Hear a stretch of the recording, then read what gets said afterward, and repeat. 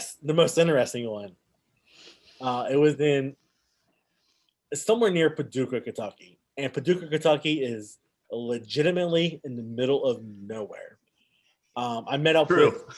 with True. The middle of nowhere. I met up with the commissioner for the state of Kentucky. I met up with him in Louisville. I'm from Okay. Cincinnati to Louisville. It's about a 2 hour drive, and we drove. I think it was another like 4 to 6 hours west to Paducah, Kentucky, and it was in October. And so, October in this area doesn't get too cold. It might get into like the 50s or 60s, somewhere in that region. And we get to this venue, and I really didn't know anything going into this night. I just knew I'm going to go to see this promotion, to see some fights.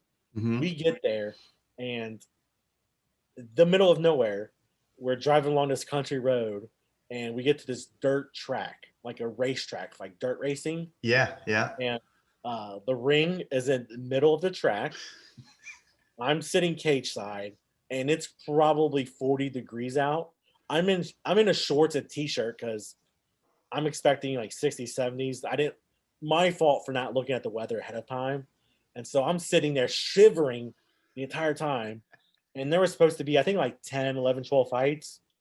There ended up being three, three fights that night. And so I had probably traveled, close to 7, 8 hours to go see three fights. Well, why were they held outside? First off, October, whether it's 60 or 70 degrees, that's still cold to be, fighting. The UFC fighters only have on their spandex shorts, right? And their gloves. So they're half naked as it is already. What in the world? Why were they outside having these fights? I have no clue why it was outside. And not only that, since it was around 40 or so degrees, Ugh. um, the mist dew started because it started to get dark out. So the mist and dew was starting to settle in, and these fighters were like slipping all over the place because they couldn't stand up. Because normally on a fight, you're gonna or inside of a cage, you're gonna typically fight on canvas, Right. which is obviously more porous. They had vinyl on this one, so you're just slipping and sliding all over the place. And So it's I'm like like, fighting on a slip and slide. yes, yeah. And so I'm like, has to be I wouldn't say the most unique or nice place, but um, the most unique situation I've ever been in as far as fights had to go. And I'm like, that is something you don't ever want to see. But Well, we yeah, love you, Paducah. I've been there. Paducah, it really is a good place, but come on. Come on.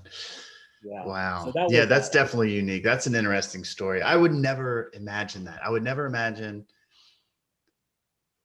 being that cold being outside. I know they have fights outside, right? But they have them in warm places. You go to Miami or something. But to have a fight when it's 40 degrees Fahrenheit, which is probably, I don't know, less than 10 degrees Celsius, yeah, and at night, like you said, when the dew is setting in and everything's slippery, on top of that, you throw in vinyl or whatever, some sort of plastic. That just sounds like a so disaster. the top on top of that, so that was that extreme. I went to an event before where we were outdoors in Lawrenceburg, Indiana, Mm-hmm. also at a racetrack. Uh, Oddly enough, now that I think about it, uh, but it was above 100 degrees.